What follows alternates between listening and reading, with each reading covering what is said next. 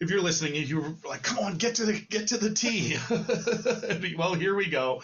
I will tell you, listener, viewers, there was some discussion. Do we really want to cover this? Because it's a lot. But of Delicious, right? course, we've already been talking about it. The rippling deal drama, right? If we're going to be called spilling the tea, then we got to talk tea, right? Got to talk drama. So the newest, if you haven't been keeping up, bless you. Also, the newest one is that Rippling wants Revolut, who's a payments fintech company out of the UK, they want them to kind of give them the info on who was paying the alleged spy within Rippling. If you recall, what's going down lately between the two of them is that there's been an allegation from Rippling that Deal had engaged in corporate espionage by having a spy who was leaking information back to Deal. Welcome to the HR Huddle podcast, presented by Sapient Insights Group, the ultimate resource for all things HR. It's time to get in the huddle.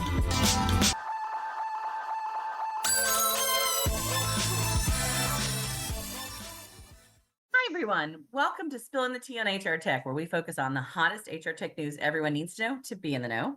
We break down the news of the week and help you make sense of what it means for our industry and how it can impact your organization. We're recording today on April 28th, 2025, bringing you all the news you can use this week. It's really getting it closer to summer already. I'm your host, Stacey Harris, Chief Research Officer and Managing Partner for Sapient Insights Group, a research and advisory firm. And joining me today, as usual, in the conversation is our co-host, Cliff Stevenson, Director of Research and Principal Analyst for Sapient Insights Group. Cliff, welcome to the show. You're joining from home, but I'm joining from my family's house out in Hawaii. Sounds beautiful, but my son works out here for the Air Force and I get to see my granddaughter. I've got a weekend in between trips out on the West Coast. I get to come see them. So what fun I'm having today, but the audience might hear some roosters crowing outside, birds twittering. I got a couple of puppy dogs in the office with me like you do normally, Cliff. So we're going to keep going as much as we can today. I was really hoping your background was going to be like one of the fake ones people put on, that from Hawaii, but yours would be real. For those of you that watch us on YouTube, you'll be like, "Wait, this Hawaii. I want to see the mountains and stuff." But it's not all like that, I think. Yeah, no, my son lives in a beautiful place in Eva Beach, but it is just a collection of houses, and behind me some nice trees, but the light comes in too much, so we're doing good here. But I'm excited because it's a big week, and I just got off of the Workday Innovation Summit, so we'll have a little bit of update from there. We're getting ready to head out to Oracle's Innovation event and their Analyst Relations Summit. So we're busy with travels. I think you were planning on going a few places this weekend, next week, and we got several upcoming events. But it's a crazy kind of week, Cliff. You said there's almost 20 stories today, right? Yes, at least. Yeah. We don't want anyone to get scalded, but this tea is coming straight from the boiler. You'll probably, if you're paying attention, you'll note that we usually record this about a week prior to when you're hearing it, but now it's only going to be a few days before you hear it. So this is the hottest of tea, but because of all the travel and time zones, and plus just it gives opportunity to talk about some news that's happening right now. Stacey was I think I had to do the math on it because the time zone is probably about 5 a.m. her time and sending me stories to talk about. So it's not truly a vacation, or maybe nothing's a vacation if you love your work. That's right. When you get up at 3 a.m. and you can't really go out into the hallway because you don't want to wake up the baby, what do? You sit and you flip through your phone and you look at all the stories. So yeah, we have a couple extra stories this week, guys. Sorry. But a lot of events we're going to be at, as you mentioned. I'll be traveling again. As you just came from Workday, and you'll probably give us some stories from that. And then you're just going straight from Hawaii to California, right, for Oracle? Yes, I'll be at the Oracle Analyst Summit out in Redwood, California. So if you have any questions on that, let us know. And then you and I will both be at the iSolve People Connect event. And well, I'll be at the iSolve People Connect in May in Charlotte, 6th or 7th. That's a regional one. And then we'll both be at Unleash, right, Cliff? That's right. I'll be in Unleash May 6th through 8th. And then I'll be there the 6th and 7th, and you'll be there the 7th and 8th. And I'll be doing a session on the 8th on demystifying the AI environment. And we'll be talking with HPE about their AI investments and how they're basically taking what is a really strategic approach to AI within their organization and how they're creating an environment where AI is part of what the company is doing. And I think that's really powerful from an HR perspective and a whole company perspective. We'll be doing that in conjunction with Workday out there. And then you'll be at WorkHumans May 12th, 13th. You and Susan Richards are our founder, right? That's right. And in fact, that's another one, kind of like how we're doing Unleash. We're going to both be there with some overlap. I'll be there that Monday, Tuesday with something on Wednesday. And Susan will also be there, as you mentioned, on the Wednesday and Thursday, 13th and 14th. And then Terry Zipper, who's our CEO, will be speaking at Total Rewards event in Orlando, Florida, out in your neck of the woods, Cliff, on May 19th and 21st. She'll be doing a really great session on compensation and what's going on in that market. So definitely look Terry up if you get a chance to be there. And then both you and I will be also in Florida. It seems like Florida is the place to be this spring at the UKG analyst event in Fort Lauderdale, May 22nd. Now that's another analyst only event, which means we'll be bringing you all the little tea behind the scenes about what they're doing. And I'm excited to see what UKG is doing. I think, I always like these analyst events when they're early in spring because we get to hear what's coming, where a lot of times when we have them in the fall, they end up being very much more about what they've done over the year. So lots of exciting new stuff. I'm excited to see where they're at with UKG. And then you and I will both be at Cornerstone Spark event May 27th and 29th in Las Vegas. I'll be speaking at the executive track, and Cliff, you'll be attending and talking to some of their customers. I always like Cornerstone's event. Their customers are always great conversations. And then you and I will both be at iSolve Partner Connect. Oh, no, you'll be at the iSolve Partner Connect. And then in 16th and 18th, that's the sales kickoff in Las Vegas, Cliff. So you'll be kind of back to back in Las Vegas, right? Yeah, I was going to say that the Florida trips, which are nicer for me, are over, and it's back to the Vegas grind. But it's not so much of a grind when it's with iSolved. And yes, I'll be speaking and doing a panel there for their Partner Connect and for the sales kickoff in Vegas. And then we'll both be in Vegas for HR Tech, the earliest it's ever been, as far as I know, September 15th through the 18th. Or so. I know we have begun planning for it. If you are one of the partners, I believe or one of the vendors who's going to be there, I believe they're going to start scheduling in this coming week. I'm barely getting Unleashed scheduled at this point, let alone, HR Tech this fall. It's getting around all the scheduling has been a bit of a challenge. We're trying to figure this out because now that we're on Zoom scheduling, it's a little bit not quite as seamless, but we're making it work, right? Like getting all those things together. But yeah, there's a lot of events, and somewhere in between there, Susan, Terry, and I will also be doing the Women We Bank, which is a women business enterprise association organization, and that's going to be fun because we'll be talking to a lot of associations about the work that we do and the work that they do, and speaking at that event. And I know we have several webinars coming up and several events coming up in June and July. We'll probably have more on that in the next so it's just a busy week, lots and lots of stuff going on in the next couple of months, right? Yeah, exactly. And, with HR Tech is when we'll be debuting the 28th annual HR Systems Survey data results. And all of that will be available. But that data is only possible because of input from you, the listener or viewer, however you might be doing it. And that survey is live if you are working with one of the great distributors that we have, but it's completely open to the public just about the time you're hearing this, either that day or the day before, May 1st, it'll be available. So if you've been dying to take it, as I know you have, it's going to be there. We've done everything we can to do two things that they're not at odds, but it sound like they are, right? We've made it more extensive, more comprehensive, covering all sorts of different areas, really getting into a lot of the business side, talking about big business initiatives and how that's affected by all this new tech, including a lot of AI. We're going to be talking about contingent workforce management, always a hot topic when there is a volatile economy, which is a nice way of saying it. We'll be one of the few that have a user experience and vendor sat on your contingent workforce management tools this year. So watch that carefully. Yes. Exactly. But at the same time, we've taken all that comprehensiveness and we've actually streamlined it, meaning we let you just figure out what is your area of expertise, where do you want your voice to be heard, and we make it as easy and painless as possible. So all the good stuff happens. You get to see the impact of your opinions. It's not one of those, just click here and no one's looking at it. I can guarantee you when we're going to these events that Stacey and I are talking about, the highest levels of these organizations are seeing what you have to say about their products and making changes based on that. So it's really nice. It's a win-win. Yeah, we were really excited. Even this first 2 weeks that we've been open, I think we're around 400 organizations who have already submitted data. Now, if you're one of the people who really like the incentives, be aware that those incentives get spread out across all over the 6,000 plus people who generally participate. But it was good for us to see that in this first couple of weeks that the interest is high.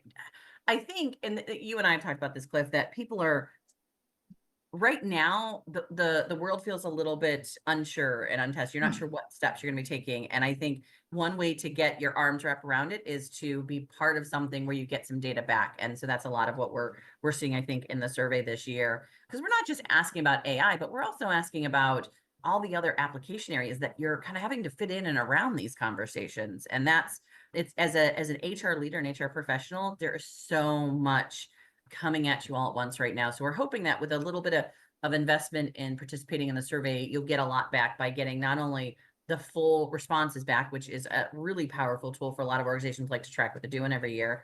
But I know, Cliff, we're also doing this year, they get their mini benchmark. They get to be part of some early findings data sets.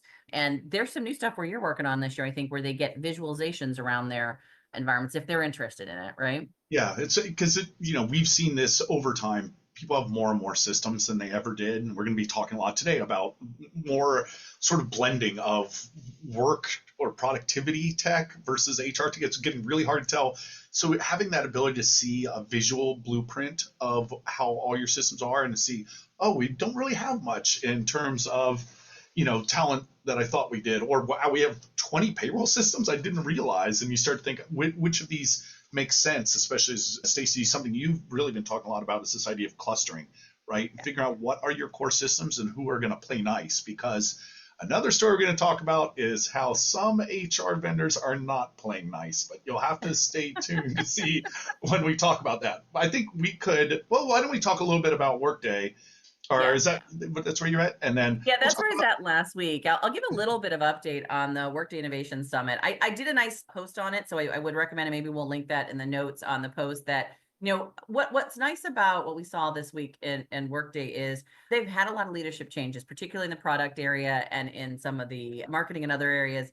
And what we're hearing really clearly from Carl Escoban and the two new presidents, Garrett and Rob, is that they're all on the same page. And there's a couple of key themes that were coming out on the same page. One is they're heavily focused on execution and speed.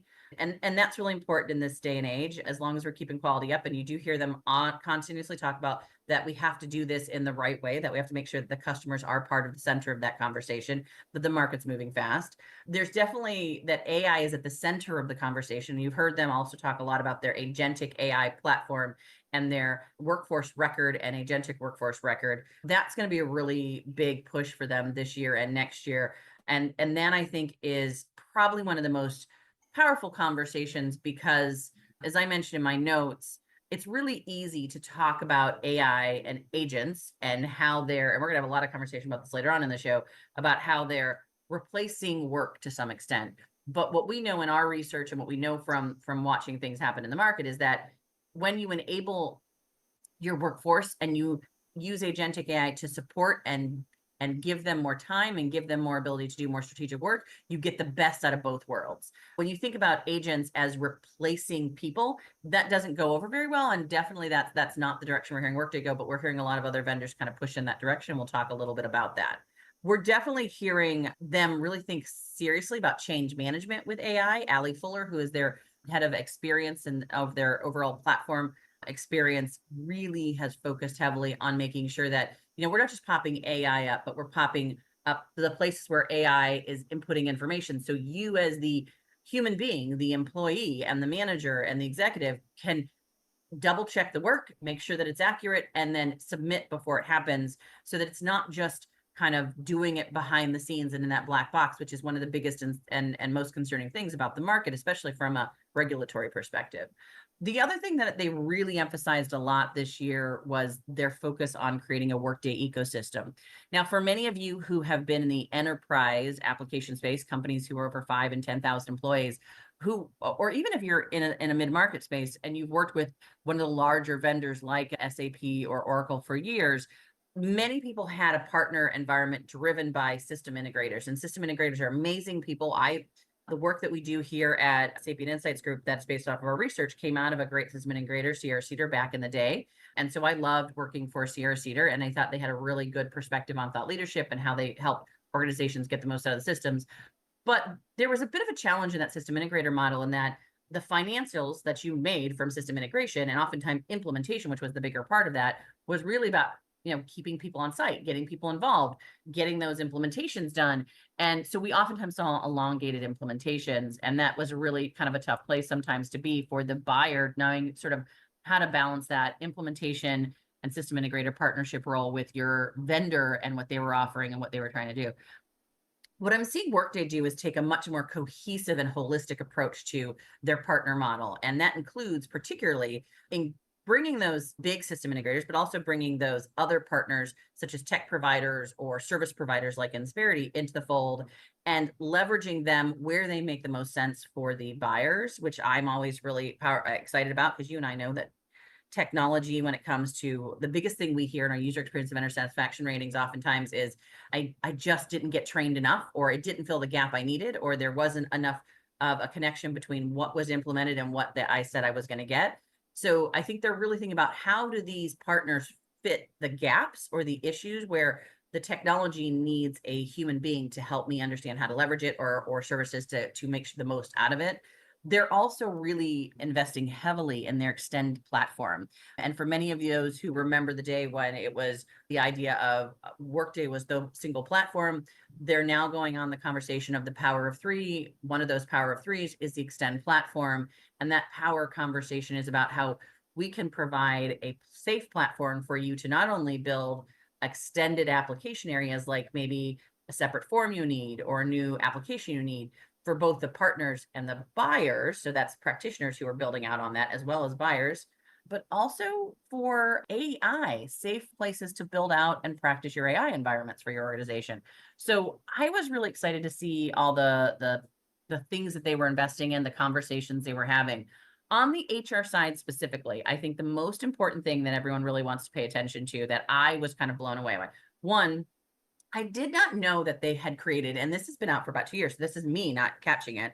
And I think, Cliff, that you and I have talked a lot about this, is they have a solution now built in with some of their AI capabilities that is meant to help the employee and the admin walk through the application, kind of a replacement of a WalkMe or a Hendo, one of those kind of applications. And that was highlighted pretty extensively in this with the AI component with it. We definitely saw a lot of investment in the new things for the administrative role, a lot of tools and nudges and for bringing up conversations and content that would help the administrator know about the things maybe they were missing in the application, things they hadn't turned on.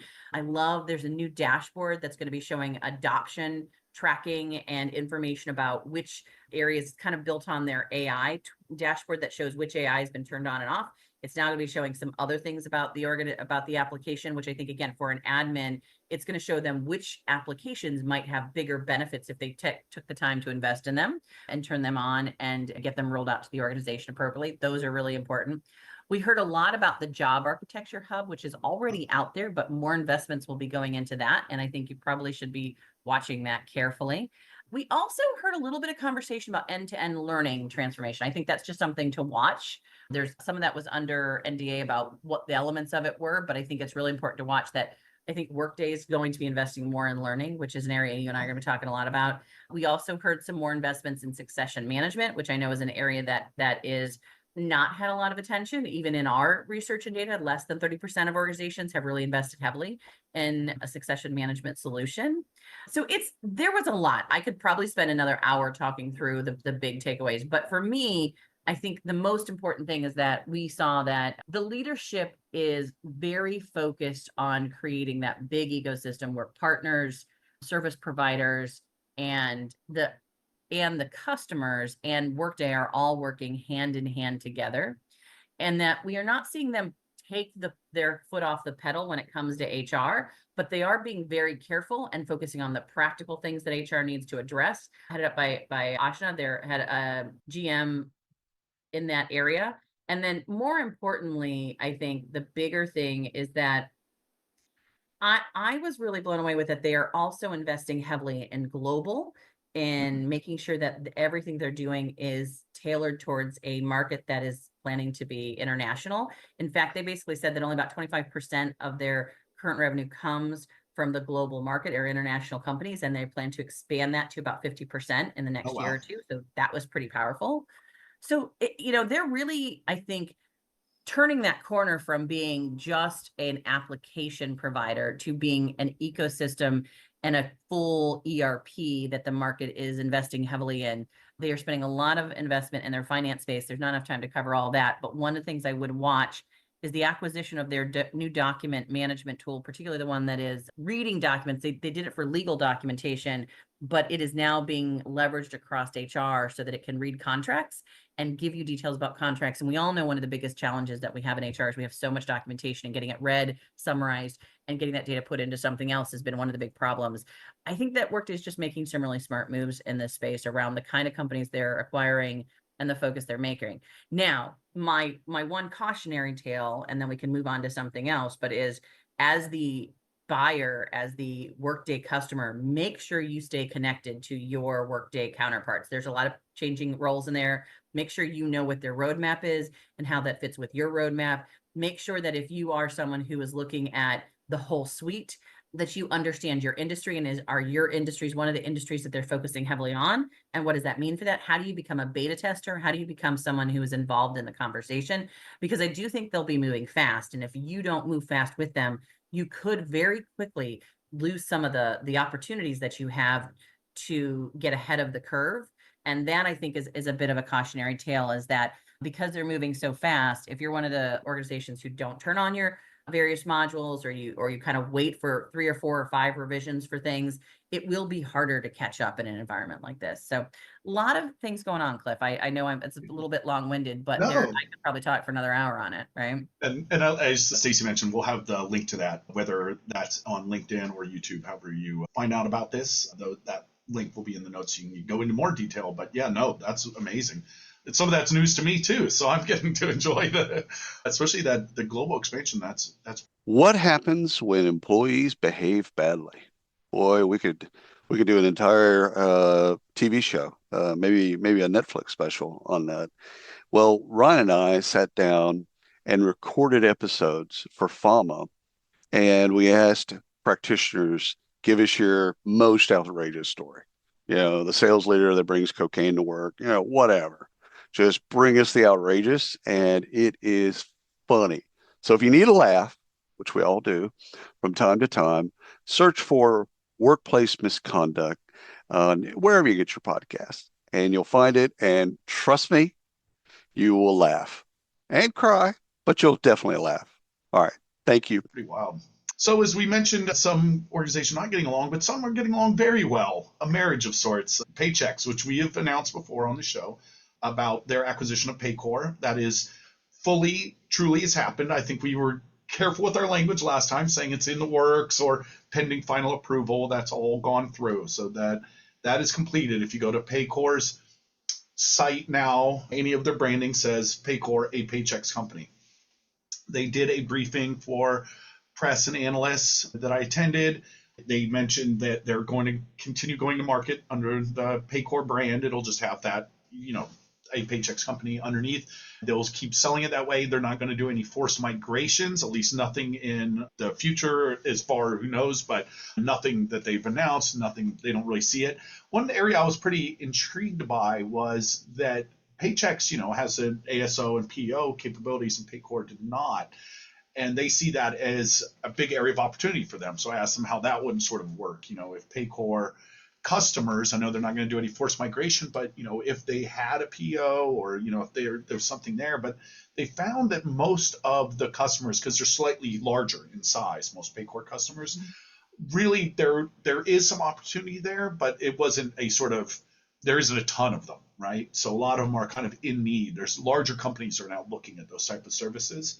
So they are going to try and customize offerings and look at what they can give to people where there was a missing capability rather than replacement, right? Where it's kind of going into newer ones. So I found that pretty interesting because we know that there's a lot more interest in PO and especially ASO services than we have ever seen, I think.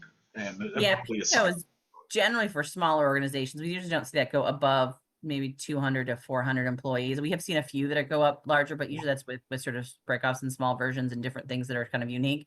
But ASO definitely in the mid-market, we're seeing more interest in managing some level of services, right? That allows you to be more strategic. So I wouldn't be surprised if that's something they could eventually grow but they would have to, I think, have services that were tailored for the mid-market. But I'm excited to see this. We did see a lot of announcements of people who are now taking on new roles in Paychex who were part of Paycor. So that's good to see some of the people that we have been watching to see sort of how will that consolidation happen, Cliff. I'm glad you were able to attend that. I know this is one of those areas where I think there wasn't a ton of overlap probably here, right? Like this is definitely a market where, we're seeing sort of an organization that focused most heavily on SMB, now picking up an organization that kind of was in that higher SMB to lower mid-market, right? And going up because Paycor had been trying to move up market, now having the resources to move up more up market. So I think, it was an all cash acquisition, 100% of Paycor for, that $22.50 a share, which is a pretty big number. And I expect that we're going to see some heavy investments in sales here. That would be my thing that I don't know if that's what Tom and them mentioned or not, but that's would be my expectation, right? Absolutely. And we know that they're a company that prides themselves on research. They do what they need to do and make data-based decisions. And so that is how they're looking at it, just purely like that. So yes, absolutely. They're going to be making that investment. We're also seeing, speaking of investments, this one was pretty interesting for a few different reasons. One is we don't know the name of it yet, but there's a new company launched by the Adecco Group that will work on the Salesforce platform. In fact, it'll work directly with Agentforce, which is Salesforce's digital worker allocation system. And so what they're looking to do is to integrate digital workers, AI agents, let's just say, and human workers into a solid sort of integrated workforce view and deployment center. This is interesting because we have talked prior to this story about other efforts that were made, probably as you were saying before, Stacey, probably a little too soon, right? This seems to be more in line with the times. People are coming more to more understanding of the use of AI agents and not just it's a replacement for a person, which will be a theme I'm feeling as we go through this week's episode. But this is pretty interesting. So again, we don't know the name of it, but it does show that people are starting to make a kind of more realistic view of how AI can be used in companies rather than just saying, it's replacing a person, right? Instead, it's like, these are tasks and these are AI agents that are going to be responsible for certain types of work, and how do we integrate that with the workers that we have on the human side, right? So. Yeah, we're hearing a lot of terms used for this: digital workforce management. We're hearing, agentic workforce management. You're hearing total employees of record, right? It depends on sort of, I think, how you want to look at this, but it's definitely an ongoing conversation. What's interesting with Salesforce is they have a really strong partnership with Workday as well. So I'm wondering how that plus this Adecco is going to kind of combine out a little bit, right? But I do think that we are going to really start to see a conversation in the market about, do we treat agents like we treat employees? I have my opinion, but I do think the market is having that conversation right now. I think, that how you handle that inside your company and how you handle that inside of your business and how you handle that as a marketing conversation is definitely going to entail how your brand goes in the next couple of years, right? Absolutely. So this one's pretty interesting. Maybe I find it interesting just because I used to work there, but I4CP, speaking of, I guess, brand, but they've actually gotten more investment and they're looking to grow quite a bit. So MC Partners out of Boston are the ones that have increased this. And as part of that effort, Kevin Oakes will step down as CEO and will be involved in other types of leadership. And Terry Waters will take over, who spent a lot of time at Gartner, but also was CEO at Avanta and Yankee Group before that. So basically with other types of analyst firms, Terry Waters will be taking over there. So that's pretty interesting. When I worked at I4CP, and Kevin Oakes was the CEO at that time.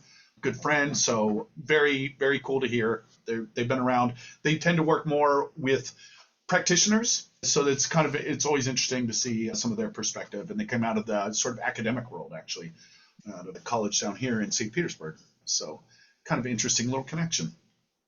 Yeah, it's good to always see, I think, where some of that is heading. It's Terry Waters' experience isn't just with sort of Gartner's with the corporate executive board over there, which is CEB, which was another one that was acquired by Gartner that became sort of a consulting arm to Gartner to some extent, right? We're seeing more. I mean, I do think that organizations are looking for good data to make good decisions, Yes. right? And whether that's on performance or whether that's on benchmarking or whether that's on outcomes. I do think the challenge sometimes with benchmarking HR data and performance data is where do we get that data from, right? Is it survey data? Does that need to be financial metrics? Does that need to be vendor data? It's a hard conversation. We have it every day, right? Like, 'cause we do a mixture of both sort of what you're doing and a little bit about outcomes, and a lot of focus on what achieves those outcomes. So I'm excited to see where I4CP takes this with some of the investment. I'm not sure what this firm plans to do with it and where they plan to take it. They didn't put a whole lot of detail on that, other than just saying that they're going to help it grow. So I think that's a positive, right? Yeah, absolutely. Again, showing that obviously the market sees a need for, as you said, good data, and organizations can help other companies succeed, right? That's kind of a cool space to be in. And I'm not just saying that because that's what we do. But one that's pretty interesting, because I know we've been talking about global expansion as you talk about Workday. So this is pretty neat. Benefex is going to launch the name of the platform is My Benefits Hub, right? Yeah. So Benefex will be launching that platform, the My Benefits Hub, in Mexico, Costa Rica, and Peru. So into the Spanish-speaking countries, some of the biggest ones in Latin America, all of which I've been to. So that's really neat. Love all those countries. Nothing but good things. So that's really neat to see. We are also looking with our survey data, tying it all in, to expand more, get more information from there. So, bienvenidos to any of our Spanish-speaking listeners. We'll try and pepper in some more of my terrible Spanish throughout this. We'll see if that goes over well or not, Cliff. But I do think this international growth. We talk a lot about Europe and APAC, but the South America regions in general, particularly, right? Like the Americas overall, right? Is such a huge market, and I think it has not gotten as much attention. That's why I really liked seeing this from My Benefits Hub and Benefex coming together, because I think there is an opportunity to have a lot of conversation about how we expand globally around all the nations, right? Yeah. Benefits is a weird one, right? Because it's so different in America than it is from others. So getting to see that kind of go out really shows a lot of, innovation, but also some bravery, right, of going into regions where it can be very, very different, right? And trying new, it's not just as simple as a translation. These are completely benefits and payroll globally. Yeah, we're gonna have another story later on here with Chris Bruce, who's doing a focus on that. So yeah, but I think that's where Helios is at, right? Helios announced their strategic platform integration with Coda to expand benefit access for customers.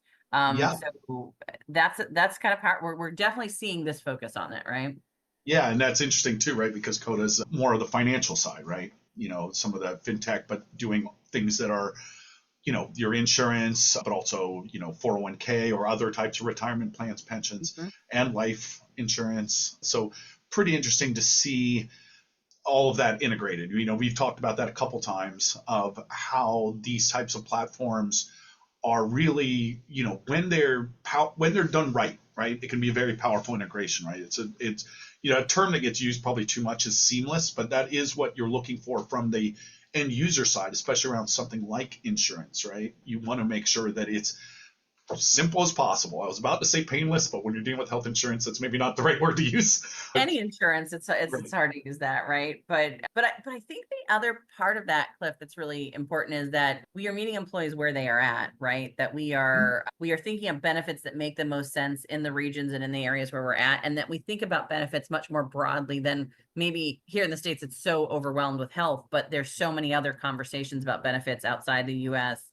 that are just as important, right? Stipends for housing, stipends for elder care and family care. There's really important conversations about, like you said, retirement or mental health support, those kind of things that may not fall under government funding. So it's a powerful conversation to have in any region that you have employees. And I think it is one of the largest expenses, at least globally, and definitely here in the US, but really globally, is the investment in benefits and whether or not they're being used inside organizations, right? Absolutely. And you mentioned the Chris Bruce story. He just launched Origin, which this is a little surprising. So it's going to be a global benefits intelligence platform.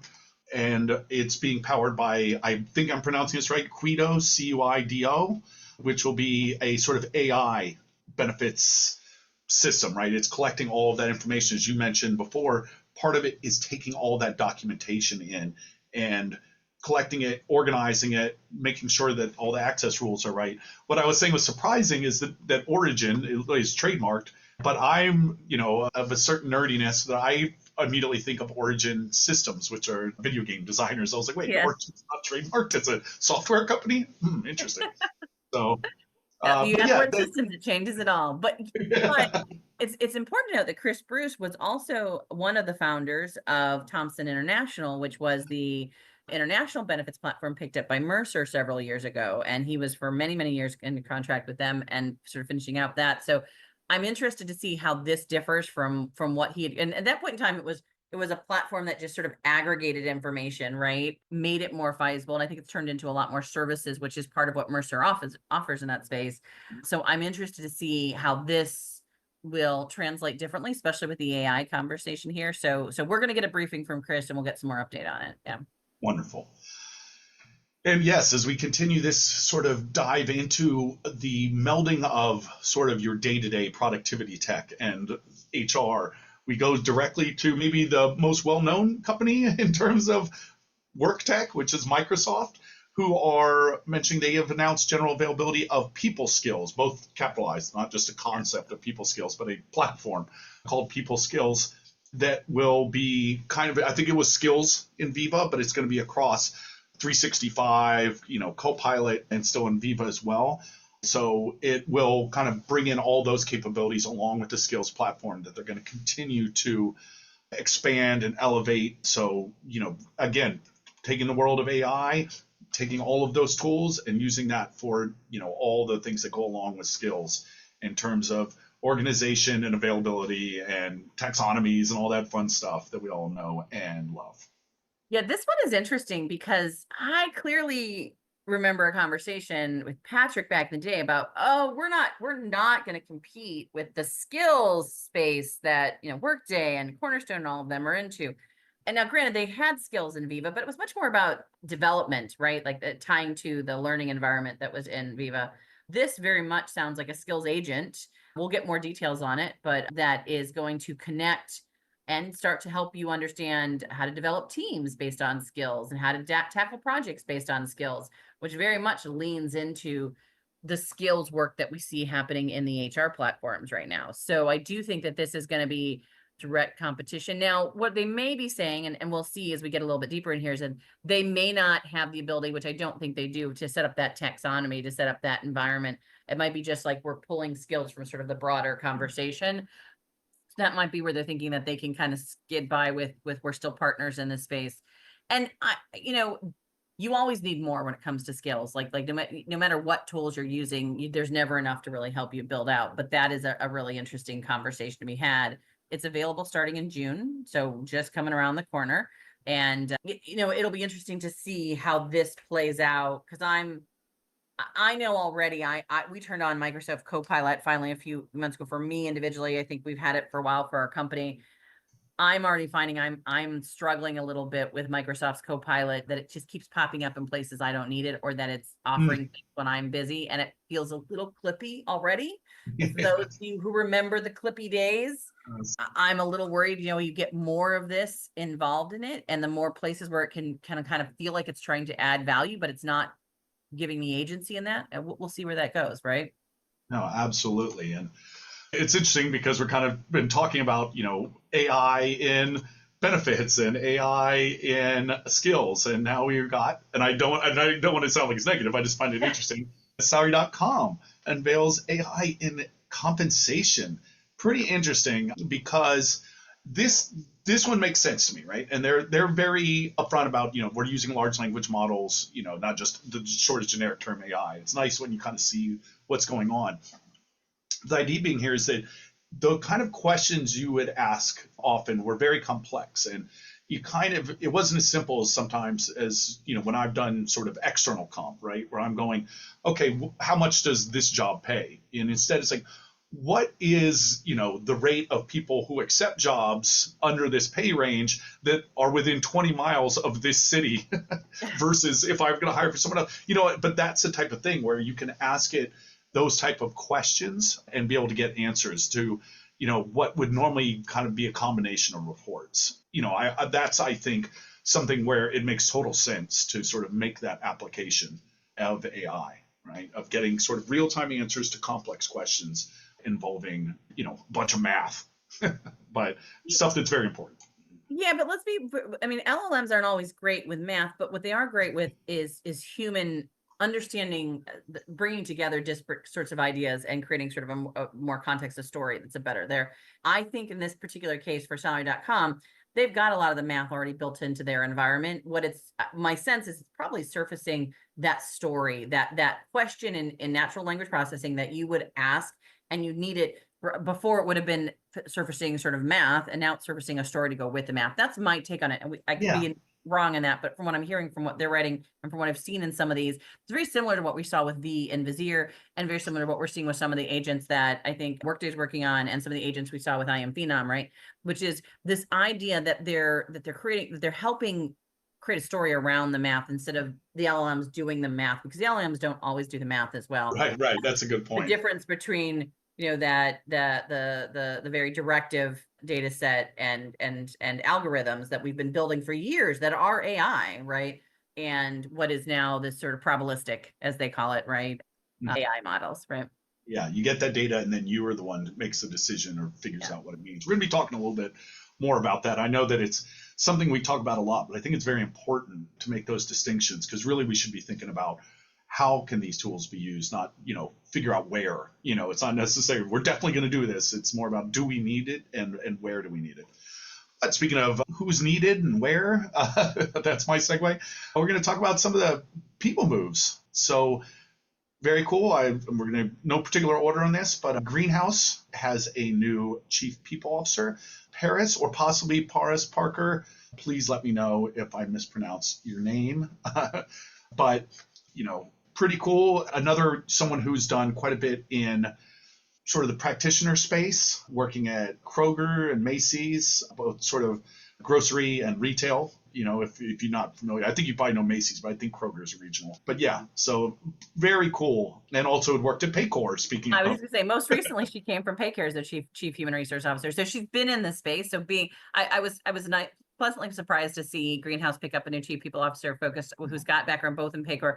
But I do like the Kroger and the Macy's. So I come from, as you guys know, a retail background when I was a practitioner, and Kroger's and Macy's, a lot of retail in the Ohio space where I worked at, right? And they were some of the most forward thinking sometimes, right? At least that area was in HR early on. And so I think it'll be interesting to see what she brings to the table from both her practitioner experience in sort of the retail space, but also from her many years here, almost 3 years over at Paycor. It is interesting to see these shifts taking place. I'll be excited to hear more about what Greenhouse is doing here, right? Yeah. And then another type of CPO, a chief partner officer. We've got a new one at UKG, Jay Detling. Well, I should say a new one. They never had a chief partner officer, but now they do. So another acronym to remember, but that's pretty neat. It kind of goes back to this idea of, that cluster, right? As we're thinking more and more strategically about which sort of systems work best in the ecosystem, that's sort of become such an important conversation that there's now executive level positions for determining who makes the most sense to work with and who to complete that, full suite of capabilities that you might need. Yeah, this one, he reports directly up to Rachel Barger, who's a go-to-market. And what I really thought, like you said, the idea of expanding the idea of what a partner is inside of an environment is really big. Ultimate always had, before they joined the broader UKG group, really had probably one of the most innovative approaches to partnerships that I had seen. Now, they did have the traditional SI and implementer partnerships, but they were also one of those few who really broadened that idea of technical partners and broadened that idea of of sort of influencers and people who were in that partner model, right? So it was an interesting perspective to see them now, I think, take this on a much broader scale. UKG also, it had implementers, right? But they were not traditionally, up until just the last couple of years, one of the big implementer partners. So they, the Deloitte's, Accentures, and they've been growing that pretty rapidly over the last couple of years, which means you have to have practices in those areas, which those partners have to feel there's some real value proposition in doing implementations and selections that lead to them. So I think this is going to really broaden that conversation. One of the things we do know about all these companies trying to go international, partnerships are much bigger and much more of a necessity for international based companies, those who are headquartered outside the US, because they have a lot more in the services and the support that we see for international companies. And so I do think that that's a big part of both of these large companies are all moving globally. They definitely have to hone in on their partnership conversations. So very interesting to see this. Now, what's nice is that Ling has a background at Accenture. Accenture, I was about to say when you mentioned that. Yeah, but he also at Adobe, it looks like, which I think is an interesting one, and a couple of other big names. So again, we're seeing that broadening of the idea of what is a partner, right? Yeah, Adobe, in fact, he was VP of Worldwide Partnerships and Alliances. So clearly that is the thought in that hire. So we've got another chief, another executive officer, a chief marketing officer at Docebo. Kyle Lacey is joining. Previously this is going to be hard to say, previously at Lessonly. So there's a lot of adverbs. But I found this one interesting, right? Because this is a chief marketing officer. This is, a person whose job is to do marketing. And during his sort of initial post, as he was saying, he said, and I'm kind of quoting him out of context, but it's very interesting. He said, we're not here to slap AI on top of old problems. You love it. It does show that he's kind of thinking of this sentiment that people are starting to think about AI as like, look, don't come to us and just say AI is going to fix the problems. He's here. No. We're using AI, but we're not just trying to paper over the problems. This is not what we're doing. And so it's kind of interesting that a marketing officer is kind of coming out and saying, look, we're not going to push it. It's not just AI. That's not what we're doing. It's all about the processes and the people too. So yeah, and Docebo. Sorry about that, guys. For our Italian friends, we're not, Spanish is our thing. Exactly. But, they were number one in our mid-market learning phase, right? We don't do a lot. One of the things we've actually working on is getting a briefing with Docebo and getting some more insight into sort of their direction and where they're heading. But I really do think that, there's only a few big names left in the learning space, right? Docebo is definitely one of them. And it's powerful to see them start to sort of rethink sort of who their leadership is, how they're pushing forward. I think this market is ripe for some change on the learning side right now. And so I was excited to see this. It'll be good to see where they're heading with this. I think there's going to be a lot of conversation here on the learning space, right? It's being impacted heavily by AI, right? Absolutely. We've got more. Darwinbox has a new HR technology leader as SVP of North American Sales. So this is Sudi Bjornsted Korba going to Darwinbox. Another one that we're speaking with. So we'll find out a little more about sort of where they're going as they continue to expand. We know that the US is very important and somewhere they're looking to do. And I think that's going to be a big focus for Korba as well. Yeah, that was the big takeaway for me from this one, is that they are really pushing hard on the US market. And Darwinbox has traditionally been more of an APAC enterprise HR platform. They've done quite well in the Asia Pacific market. We see them coming in a lot of write-ins, but I know they're really trying to make a space in the US market. They have a more fresh platform, I guess the market would probably say, based off of what we're seeing in our data sets from a user experience perspective. It's a really competitive space in the mid-market, which is kind of where they're playing right now. So it'll be interesting to see. So definitely going to need someone very focused on North America. Yeah. Absolutely. And now a North American company, Perceptyx, has a new CEO, Ross Wainwright, replacing John Borland. John Borland's going to stay on, though, as a board member and help support the growth of Perceptyx. Perceptyx themselves continues to sort of expand. When I first started, I think when both of us first started covering them, we thought, employee listening, but they're getting more and more into data-driven insights, employee engagement, and culture. And a big part of this move, according to both John and Ross, is more of a focus on using AI to bring in all of that information. Kind of what you were saying before, Stacey, about the challenge is kind of collecting all of this data and giving it in a way that allows the person to kind of see what's happening and to make decisions rather than just being a pure numbers game is where they're moving sort of Perceptyx towards strategically. So John Borland, who's stepping down or stepping onto the board, I should say, I believe was one of the founders of it too. So I didn't realize they had founded back in 2003. I thought they were more 2010, 2007, right? So 2003, because I didn't. So they've and back then they were doing a lot more, I think, surveying, which was the employee surveying, but surveying, right? So they have definitely changed a bit over the years, but they're still one of the top brands that we see in our research right now, right?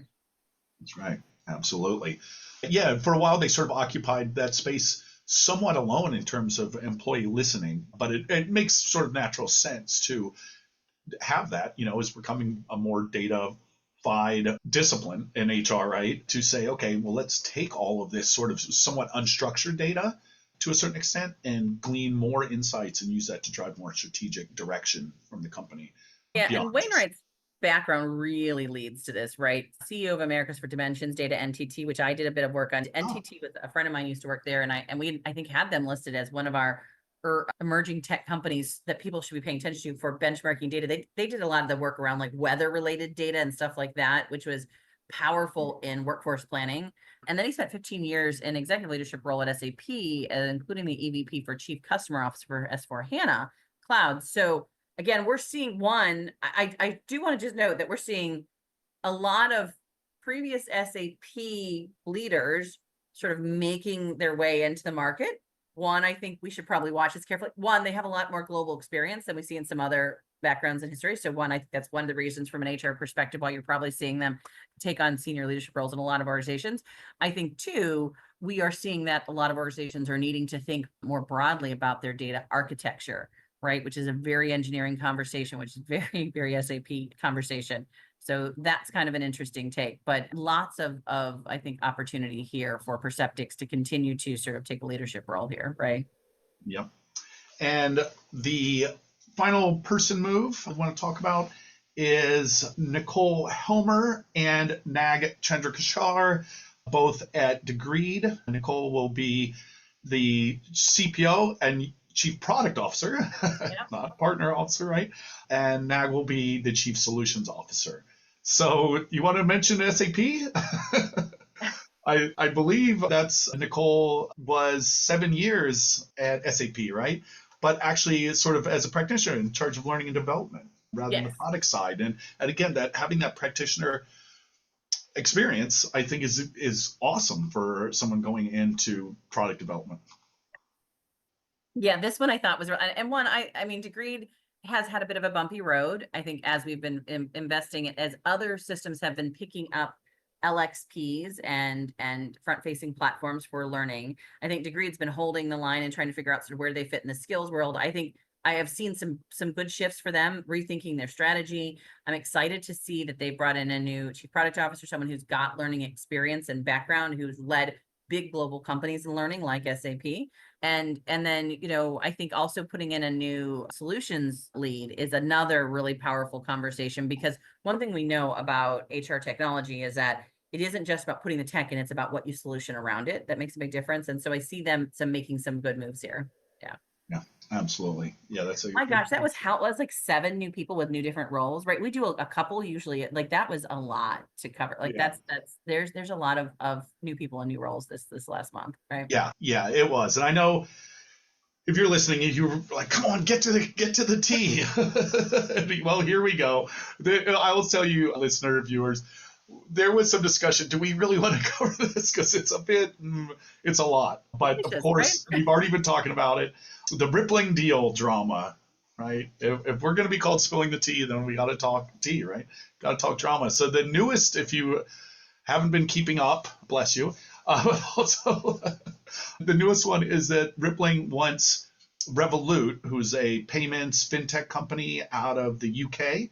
They want them to kind of give them the info on who was paying the alleged spy within Rippling. If you recall, what's going down lately between the two of them is that there's been an allegation from Rippling that Deal had engaged in corporate espionage by having a spy who was leaking information back to Deal, right? And that payment that they received, which was apparently $6,000 a month, which I'm not going to say, like, I'm not sitting here. You can see my background. I'm not in the gold-plated mansion, but it just doesn't seem like that much money considering the stakes and how much is going on. That kind of threw me off a little bit. But either way, the wheel keeps turning in this story. I don't even know what's going to happen next. This is true popcorn GIF eating time. Right? Just like, let's see what goes on next. I mean, we can't really comment too much because there's a whole lot of allegations and who knows what. But it's, I think, to me, something that I've been talking a lot about, when speaking, is that this does signal a sort of shift in the industry. HR tech, and we've been talking so much about partnerships and ecosystems and clustering. It's traditionally been a very co-opetition heavy space, meaning a whole lot of companies who are kind of going after the same customers but are more than willing to work together. This may begin a move away from that, because traditionally tech does not do that, right? They traditionally, you think of other types of tech, they create these walled gardens, right? Everything's really nice as long as you stay within the space. You cannot go outside of it. So yeah, I worry that this may trend towards that. It'll be interesting. And I'd love to hear from you, listeners, what you think about this. Is this just too much? Is it just watching from the background? Are you customers of one of these? What do you think about this? You mentioned brand earlier. Oh my goodness. Yeah, this is it's a brand conversation for both of them, right? But I also think that it's also a bit of a microcosm of what I think we're getting ready to see in regulations and laws, right? Like, one of the big things here is where a lot of this is taken down is in EU, and EU has very, very strict privacy laws. But it does sound like they might be able to get access to this Revolut payment area and who is the person actually doing that payment, because of some of the legalities and some of the lines they cross, right? And so I do think one of the things we've got to think about as we are buyers and practitioners and people speaking in this market is, one is, do we understand data privacy of not just our data and our employees' data, but of the businesses we're sort of signing in to partner with, right? This has always been the conversation about cloud technology, but you do want to have that conversation about like, what's your security? What's your process? What's your approach? If I'm using payment tools, what is their security? What's their process? But at what point can someone get access to that information? It's a real question, right? The other side of this, I think that's important for us all. I do think you are right. And I do think maybe Deal and Rippling conversation here is also a sign of what might come when the market gets this competitive and the economy continues to stay down, which is where we're at right now. Now things could change, but right now we know economically we're looking at a continued down market both here and globally because of all the things that are happening. Then people start to the idea that all rising all tide boats rise right at the same point. If we all just go up, tends to go away pretty quickly, because now you're fighting for the smaller market share and smaller audiences. And we did see this, I mentioned this last time. We've seen this in the past. We were going to see it again. It is a competitive market. When it becomes competitive, you have to figure out how you compete. I think every company's going to take their own approach to this. I just always caution everyone, make sure that your brand stays above the fray, right? That's a really important conversation, because you want to make sure that you can stand behind what you're doing and what's happening in your organization, and make sure, you're crossing all the legal dots, T's and I's, because HR is not a place where you can have any kind of concern about what people have access to or what might happen to a company, right? That you have your payroll running through. So as we've known, there have been times where payroll companies have gone out of business overnight and people have not been able to get employees paid because of it, right? Yeah. Yeah. And as long as we're spilling the tea, another sort of story that, I don't know if negative undertones or what, but definitely prompted a lot of conversation, was a leaked internal memo from the CEO of Shopify that was very, very kind of pro AI, but in a way that I think turned a lot of people against, sentiment wise.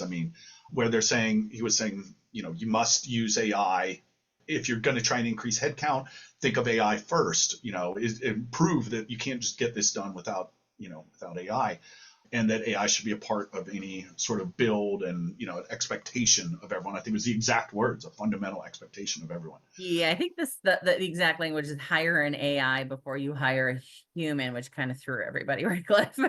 Yeah. But it's interesting, right? Because it does show sort of the flip side to what we were showing or talking about before, right? Is our AI agents part of the workforce, and can that can be done in a lot of different ways, and how you frame that, how you sort of fundamentally approach that issue, because that is the case. But when you sort of make it a competition, right, instead of cooperation, that framing it's not gonna work. I'll just say that right out.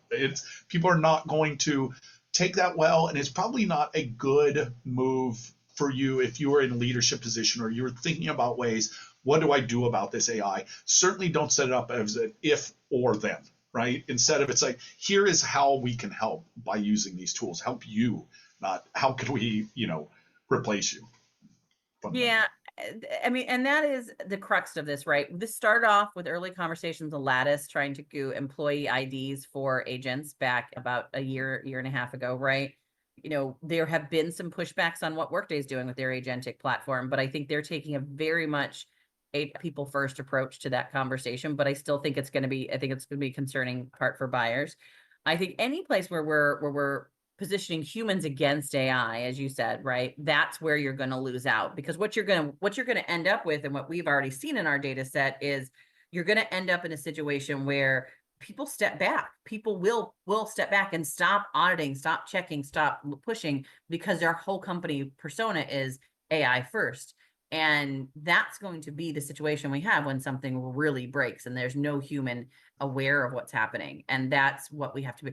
I think AI is going to do amazing things in the market. I am not telling people not to do AI. What I'm saying is be very careful that you don't make your workforce feel like that agent is not just replacing them, but they don't need to oversee it. They don't need to manage it. They don't need to be part of that conversation, right? Mm-hmm. And this really leads into another sort of story that was making the rounds that we're going to talk about, which is that OpenAI had received even more funding, 20 billion. And people were sort of doing the math. You and I both read some long, very brain melting articles on trying to figure out how this would work. But it does this sort of, and we'll have all the links and you can go and kind of see what you think, because I agree. We've been talking this whole time about all these cool capabilities for AI, right? Ways of getting access to health insurance information and documentation and answering complex questions and things that, are much more easy now. But the other thing that goes on, we talk about just like, oh, maybe the employees will be upset. Another thing to think about in terms of why not to become too reliant or to think of it as a replacement is, what is it going to cost? Is it truly a good return on investment? Everyone's going, well, yeah, if I don't have to pay this AI agent as much, that price is going up. There's no chance. This is what the fundamental crux is. These AI systems, we started talking about this a couple of years ago. They are going to rise in price. No one's saying differently. No, even the true believers saying, look, it's going to go up in price. It has to. It's a resource intensive tool. So if you are thinking, okay, this is long-term savings, you really need to anticipate very large cost increases of these AI tools, is basically what everyone's kind of getting at with this stuff. Yeah, it's a challenge, I think, for all of us when we think about AI, that there's so much opportunity and we don't want to undermine the opportunity. But we do have to start putting financials behind this. I think there was a big conversation at the Workday conversation about total cost of ownership, values. It's got to show that there's value. You can't just say AI for the sake of AI. It does have to have a true value case to it, and one that will not just be a short-term efficiency, but will also be something that will show that you can maintain it cost effectively, right? You cannot underestimate that what you're getting now is a discounted rate for AI, and that you have to build in how much it will cost to maintain that technology. Everyone should be doing that in the conversation. And that's part of, I think at one point in time when we were talking early days about internet access, there was Well, the internet will always be fairly inexpensive and access. And we have this conversation that today, one of the big challenges for the AI companies is how much just pure space they have to run these machine learning environments on, and how much it's costing to run that. Even large companies like SAP, Workday, and Oracle are having those conversations right now. So just always assuming that the space will be there or the speed will be there is something we've just got to be very aware of, right? Absolutely. Yeah, all about that planning. So we could continue the AI conversation if you like. I did want to mention a couple announcements. Speaking of AI, I didn't want to flip flop and give anyone whiplash, but just that Vizier had a couple. This probably should have gone earlier, but you can blame me for that one. But Vizier making more sort of AI expansion, right? That which you had actually brought up earlier. That's their AI digital assistant, V as a VEE, will be available on Microsoft Copilot. Speaking of that sort of integration. So, and then also they're going to be expanding their capabilities for workforce planning, which is pretty interesting considering we were talking about this in last episode with Anaplan. Yeah. So you're seeing sort of areas outside of workforce planning, realizing there's a lot of useful information that could be part of that. Yeah, the workforce planning, I cannot speak it up. And AI aside, workforce planning is all about running predictive analytics and running various scenarios and modeling. And what we're seeing come out of the market right now, which is not always AI driven, because AI doesn't do real well with accurate math and logistics like that. I think there are versions of AI that do better in that, the probabilistic or the predictive components of it. And I'm excited to see what we're coming out with workforce planning, because I do think we're starting to get to a point where workforce planning might be more than just a series of good HR questions. They're getting to be some standards in the market. And so that's what I think I would watch in that space is think about workforce planning more as a more standardized process than we ever have previously, right? Yeah, very much using a lot of the supply chain logistics sort of language and processes. So kind of continuing on the AI, so one of the other stories that came out, this one was on like CNBC, was that all these sort of jobs being, all these fake job seekers. I saw all sorts of different versions of this story going on. And this is interesting because, our data has shown that one of the biggest uses for AI, actually, I think it's number one, right?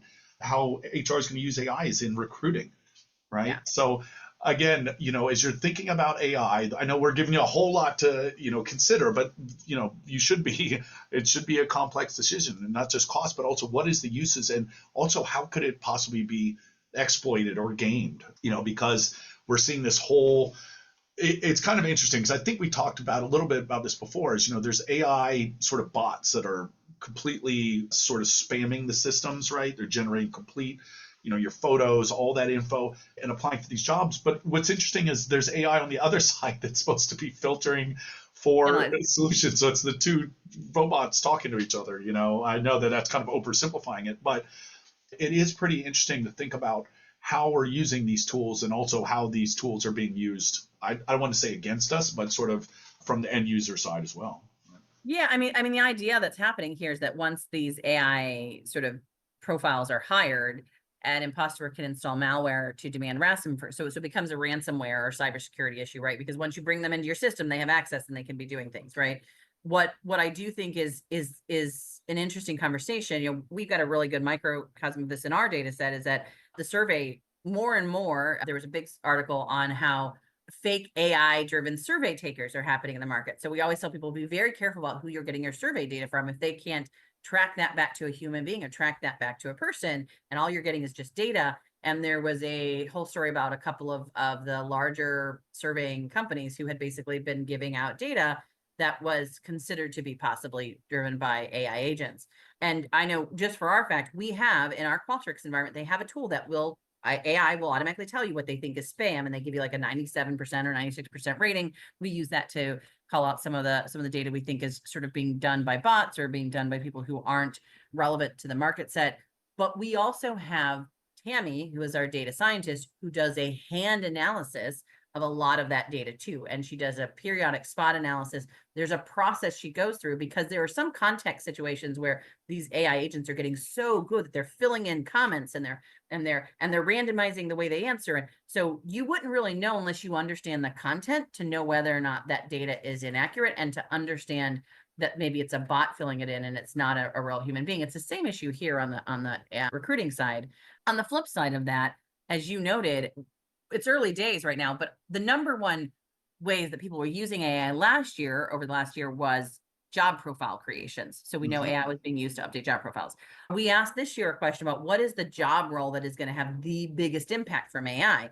Now, early, this could change, but we can already see in our data that outpacing every other role is the recruiter role is the number one role that's probably going to be impacted by AI inside of organizations. So if you're really kind of thinking through how all this is all happening, there is some risk factors coming out pretty quickly as to not having a human embedded in that process in a way that makes sense because of the AI on AI conversation here, right?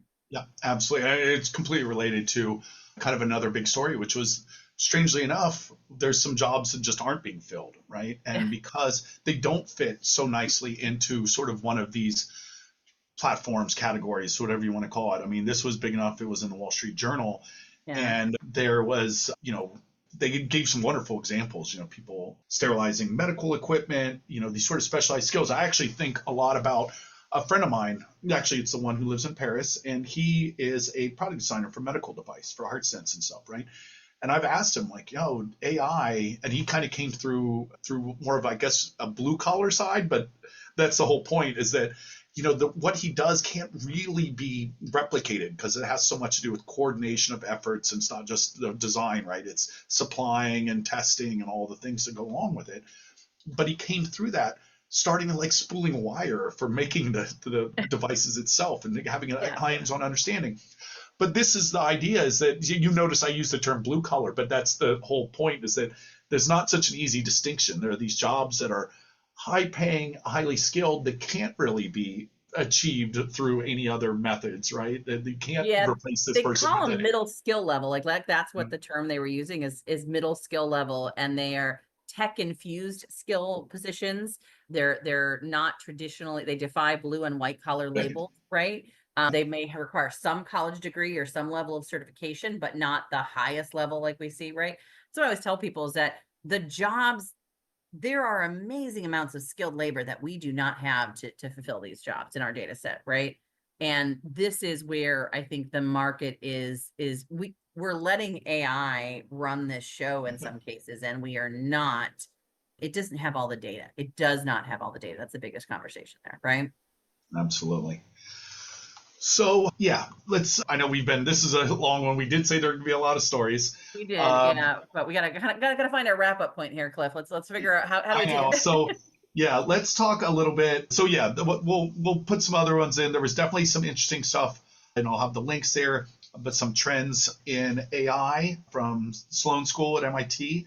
One of the ones that I've kind of already mentioned is this idea about unstructured data and how important it is being able to sort of make use of basically types of data that we didn't really consider before, which we've kind of talked about before, and how to get to that. And also some news from the US about funding that's going to be going towards AI training and apprenticeships and all that. Just again, sort of this idea that I always have trouble sort of striking the right tone, because I don't sound, and Stacey, you said it earlier, it's not going away, right? AI is not going away. It may not be the rapid growth, and I don't want to say it's not a bubble, right? Because you think of a bubble bursting, it's more like a balloon that's going to deflate a little bit. We're going to find the exact right size for it.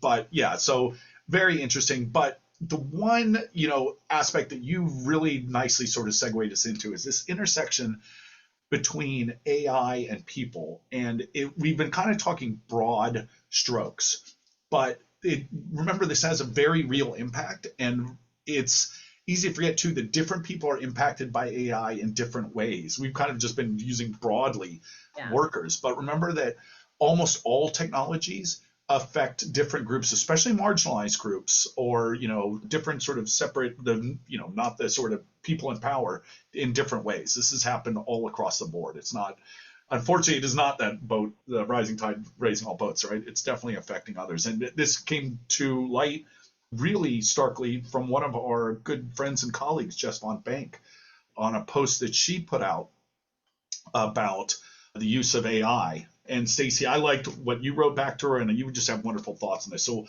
take us away, because it feels a little weird to be talking about the impact AI has on women as a white male over here. Yeah, I mean, Jess Von Bank has been creating a voice for herself in sort of women and AI and how we need to be part of the conversation as women leaders in the market, right? Which I'm wholeheartedly in front of. But what really caught me was that she had posted a podcast. I don't know if it was her podcast or it was another podcast, but in that podcast, she had recorded, was focused on gender gap, and she had hashtag AI, but then hashtag gender, hashtag inclusion, hashtag equity and bias, and that it was basically removed for compliance review, and not just on Spotify, but everywhere. And one that just, and she's like, I'm not going to repost this. We talked about eloquently, but it's just knowing that those words triggered a compliance review through her, and it throws me, because yes, I get it. We're in a market right now where these conversations are hard to have, because we have legislation and governance and senior leaders who don't want to have those conversations. Literally, they just don't want to have those conversations. But we have to understand that data is data. And part of what Jess was really pointing out was that there are just some data about that women use AI less than men, that AI will have disproportionate impact on women because they are overrepresented in roles that are susceptible to automation. We know this, right? Administrative roles. There are more women managers, and it is middle managers that are going to be heavily impacted by AI investment. We know that AI is going to have a huge impact on HR. 70% of professionals in the HR space are female leaders. If we move up to organizations over 5,000 employees, we'd see the HR leadership drop to 60% being female, 40% being male. And as you move up to Fortune 100, that gets to more 50-50 and even 40-60. So we do know that there are huge roles that are going to be impacted, and differences are going to be happening. And we cannot run away from data. That is the number one thing that I say over and over again, that data is a data point that helps us understand the context of what's happening in the market. And so my call out to all of my podcast friends was, let's see how many of us can get reviewed for compliance. And by just talking about the reality that if I am a female and AI is being designed by someone who has not lived my personal experience, can they actually understand the biases that might be impacting, because they're not living that environment. They don't understand what it's like to work in an environment where maybe there's just not enough bathrooms for females, or there's not enough opportunities because there's 70% female and 30% men. Do we not have enough opportunities for men to move up in a different position? It's just data, and we've got to have that conversation. And so I'm just a big proponent of we should not be having conversations like equity and bias and gender being call outs for compliance in our conversations. And so that's my 2 cents on it. I know that there are people who can speak more eloquently than me, but I wanted to close up our conversation today on that. No, it's wonderful. And that's exactly what we should be doing, is having these conversations. They might be difficult, but if we don't have them, it's not going to get better. It's not. Well, Cliff, we've had there's a lot more that we could be talking about today. There's a lot of EU stuff going on. There's a lot of events coming up, but I know we've already gone way over our time today. But I do want to say, I just thank you all for being part of this. Every time Cliff and I sit down, we're like, what should we cut? What should we include? How should we have these conversations? It's really hard to say what we're not going to cover, to be honest. But we'd love to hear from you. Are we touching on the right things? But we do have to wrap for today, because I know it's been a long day. But as we wrap, just a couple of big things. Just to remember that the annual HR System Survey White Paper is still available. As we're getting ready to do the survey for the next one, please be sure to participate this year. Please be sure to make sure, if you need access to that data, you go to our website. We're also getting ready to launch a new research center for those of you who are kind of watching along with what we're doing there. Also, the May 1st public launch of the survey will go with a lot of hoopla about who's supporting it. So we do want to say thank you to all of our distributors and all of the people who participate. It makes this possible. Also, as we're wrapping, be sure to listen to our sister HR Huddle podcast, HR We Have a Problem, hosted by our CEO, Terry Zipper. These HR Huddle episodes are really important. If you like them, please subscribe and leave a message below. To stay up to date with immediate breaking HR tech news and to get all the behind the scenes content, you can follow us at Sapient Insights on LinkedIn and Instagram. And Cliff, thank you as always for helping pull all this together. I know it's hard to kind of coordinate which of these topics we're going to be covering and where. Thanks to our production team, Brand Method Media Group, who helps us produce our podcast, run by their amazing founder, Kelly. Our marketing team, Summer Orlano, Mark Bichetto, and Cole Harris for making sure that all this gets put together and gets up on the site and gets loaded. Thank you to our listeners in our community. We couldn't do this without you. And that's it for this episode of Spilling the Tea in HR Tech. I'm going to go outside and enjoy a little bit of sunshine today. We hope it's been the best, just the brew you need to start the engines running this week. And we'll be back in 2 weeks with another pot of boiling hot HR Tech updates and insights. Bye, everyone.